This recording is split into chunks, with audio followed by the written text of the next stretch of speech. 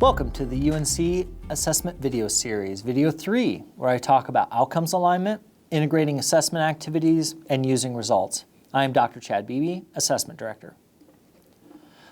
First, I'll talk about outcomes alignment and integrating assessment activities.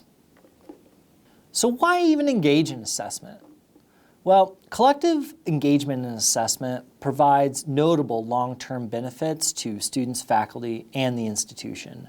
For example, we develop a common understanding of the institution and program's learning outcomes, the goals and the standards that we have, and the differences between and among instructors, disciplines, and even the colleges.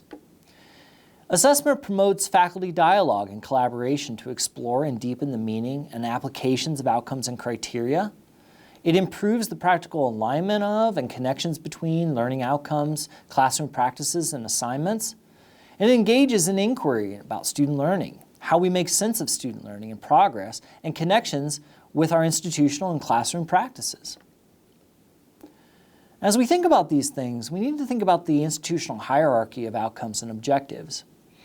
At the very top, we have the university mission, and below that, each college or school's mission, and then a program's mission, and program goals, down to program outcomes, and course outcomes and objectives, and then unit outcomes and objectives.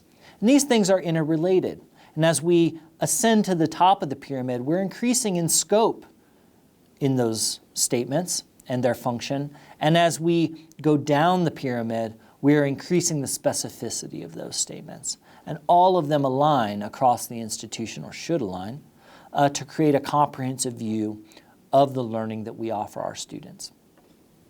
Here's another depiction. If we take a cross-section of that pyramid and we look at program learning outcomes and how they disseminate down into the course level and then the classroom unit level, all the way down, propagating into the individual courses and those units, and course learning outcomes synthesizing together to collect upward into the program learning outcomes.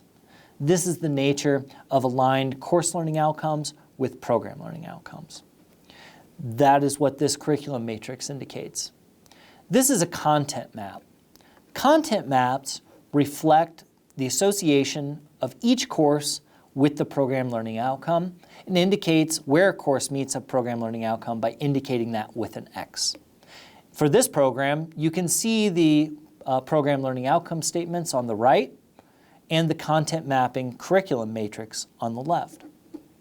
From this, we can move to a progression curriculum map. Same principle, except instead of just simply indicating where each course meets a program learning outcome, we then indicate the learning scaffolding by indicating the level of expectation on students where they will address that outcome in the course.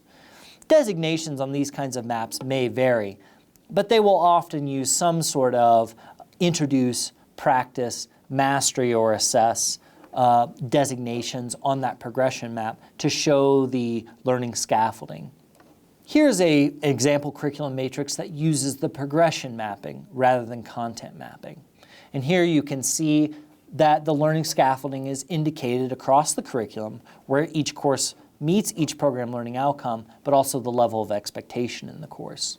This can even be further augmented by indicating key assessments that would assess student progress on that learning scaffolding in each course. And so these can become quite involved by the time that we have done several cycles of assessment if we choose to indicate that information on our curriculum matrices. So assessment always takes time. There is no such thing as easy or quick assessment if we're going to use the information well, but we can make assessment more time efficient. And so here are some examples of building in time for assessment activities into the normal flow of the academic year. For example, we could evaluate student learning outcomes in extant assignments in courses using shared assessment instrument, such as an exam blueprinting or applying a rubric to those products. We could collect and assess student work in key courses throughout the curriculum with assessments designed to assess progress on the program learning outcomes. This would be a gateway, milestone, capstone, perhaps, approach of assessment across the program. We could set aside perhaps a catered day to examine student work, document and discuss the learning findings, and engage in action planning.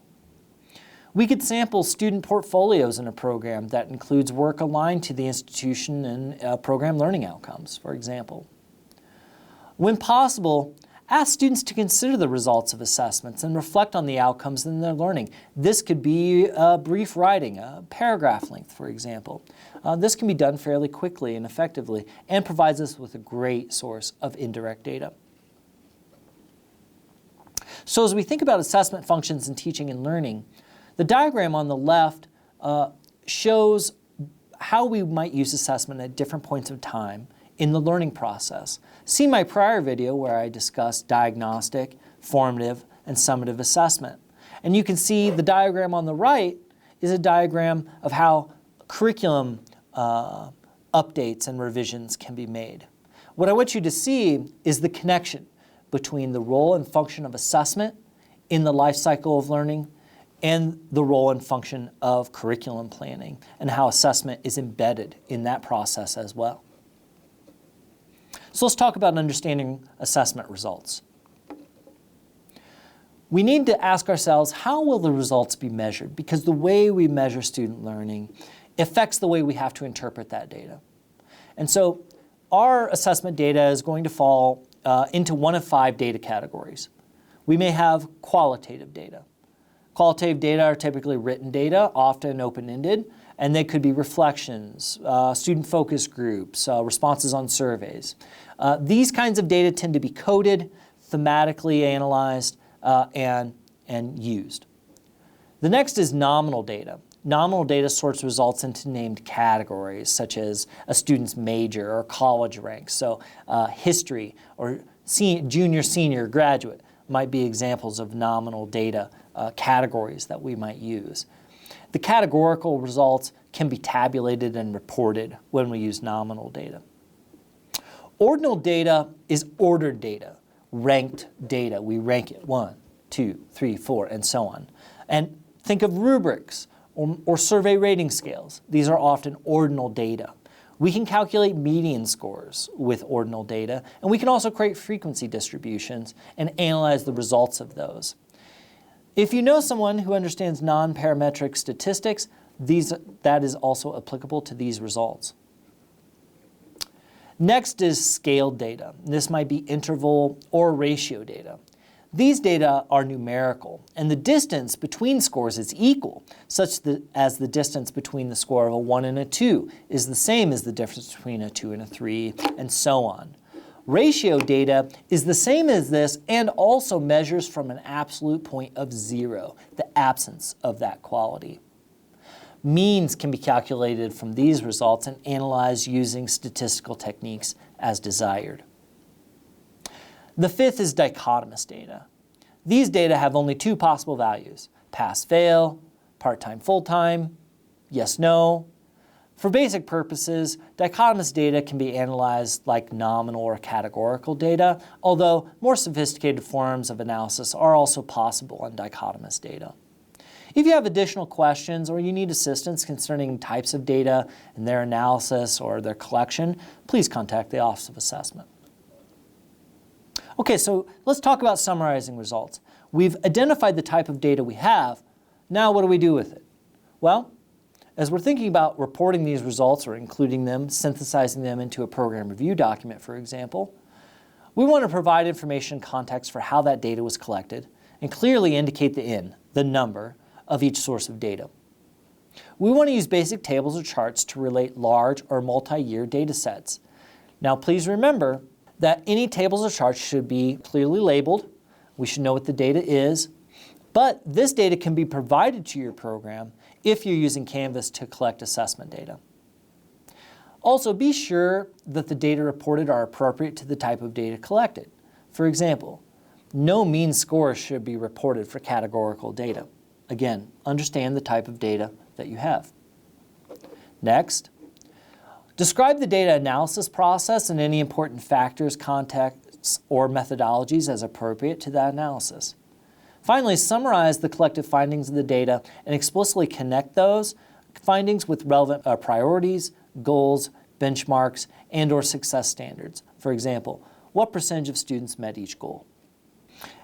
And so as we reflect on the results, before we engage in planning for the next cycle and any action steps, we want to think about, are the results consistent with the program's expectations for the level of the curriculum assessed? If available, how do the results compare to external data and/or benchmarks as appropriate? What does the discipline-specific literature say concerning the aspect, knowledge, or skill in question, particularly where assessment results might suggest more study or investigation is needed? Also, what does the literature of cognitive science and teaching and learning say about the aspect or knowledge or skill under consideration? What do the results suggest about the program's outcomes, criteria, goals, and/or standards for success? These should annually be reviewed and revised as necessary. If the results seem overly bad or good, to what extent might the issue be the assessment design, methodology, and/or the implementation, rather than maybe student learning? This might be worthy of further investigation. So after we've completed our cycle of assessment, we want to be able to evaluate our program assessment. And so in order to evaluate our program assessment, ask some of the following questions.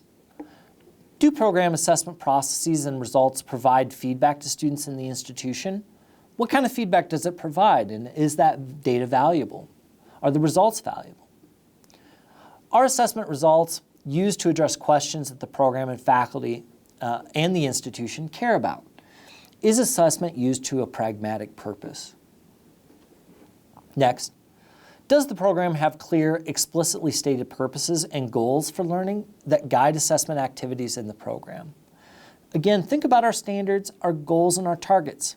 What do these suggest about our programs? How can we use that data to inform the work in our programs?